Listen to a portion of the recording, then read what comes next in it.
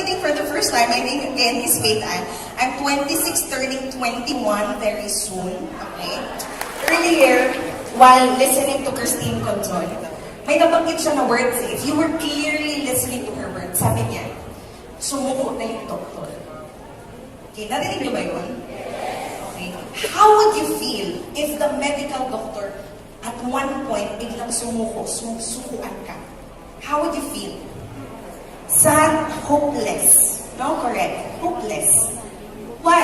Bakit tayo magiging hopeless? Because all our lives, we have been taught that our bodies function like a machine.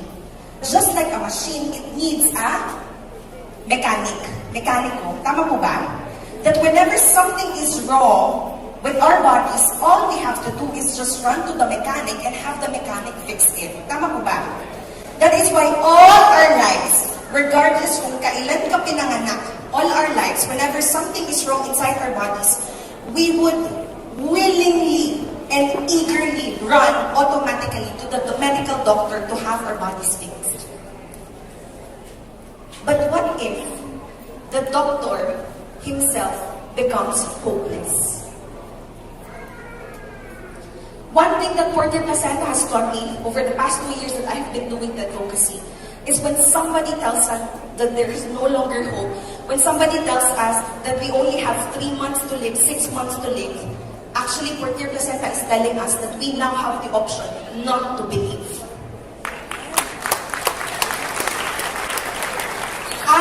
I personally, I have seen it in my own personal 2 eyes. And just like a lot of us tonight, I was also very much skeptical. But then I saw my mother suffering from stage 4 colon cancer. Her life is now, by the grace of God, very much extended. And in fact, she's one of the most proactive advocates of Purtier Placenta in the whole of Philippines today.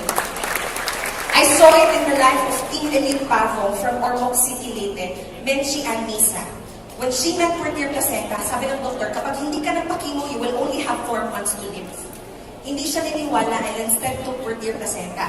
Bakit ayaw niya magpakimo? Because she's a medtech. She worked in the hospital for over 20 years. She knew na kapag mahina ang immune system mo and you undergo all these procedures, all the more that it would sunk you down. So she opted, okay, for Purtier Placenta. And right now, ang taning sa kanya was April of 2017. Ladies and gentlemen, no chemo. Today, we are already May of 2019. Her life right now is 2 years more or less extended by the grace of God. But what luck na 2 years ago, it was just my mother who started taking Purtier Placenta, stage 4 colon cancer. And I tell you, hindi po kami nakatake dahil we had money outright. No, my mother was able to take because of the generosity of the person who initially invited us to listen about Purtier Placenta. At that time, 2016, there were 2 people nagging us at that time. One was a St. Peter agent. She's a family friend. Nagging us, Ate Beth, cancer ka. Kung ako sa'yo, kumuha ka na ng St. Peter para pag nawala ka, hindi mahirapan si Faith. The other person nagging us was by the name of Fritz Bukalaw. He was nagging us, Ate Beth, may cancer ka, baka gusto mo makinig about Purtier Placenta. It was a totally perfect storm. My mother was suffering from cancer. I was totally jobless. I had 2 small kids. And I had a special child brother. Kapag nawala anytime ang nanay ko, I will be left not with 2 kids, but with 3 kids. So if ikaw ako, sinong pakikinggan mo? Yung St. Peter agent para makatipid sa funeral? Or yung Purtier Placenta agent na baka sakaling gumana yung Purtier Placenta sa cancer na nanay ko? You know what? I have realized that we, you and me, we are always one decision away from a completely changed life. Tama ba? And the decisions that we make, yes, it's okay to clap, we are always one decision away from completely changed life. And you know what? To cut the whole story short, my mother started to take Purtier Placenta at the time, and everything else changed. Today, 2 years after, the whole family is living a very much luxurious life. Okay? Okay. Don't clap. Okay, don't clap. Baka sabihin ng iba, ang yaban mo naman ito. Uminom lang ng Purtier, naging luxurious agad. Okay? Luxurious, I'm not referring to the expensive cars or to the millions worth of house. By luxurious, what I mean is that we are now in charge of our health. 2 years after when my mother started taking Purtier Placenta, we are now luxurious in the sense that we see cancer, we are no longer threatened. Isn't it luxurious? Isn't it freedom? We see diabetes and we are no longer threatened. Why?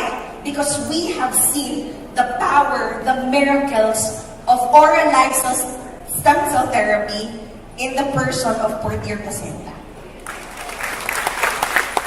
From tonight onwards, we will never be looking at diseases the same way ever again. You know, conventional medicine, it's very good. It helps and it saves a lot of people. But then the question is, what if umabot sa punto that even the medical doctors who we look up to as the demigods of our health, tama ba? Paano pag umabot sa punto na sila na mismo ang sumuko sa atin? Okay?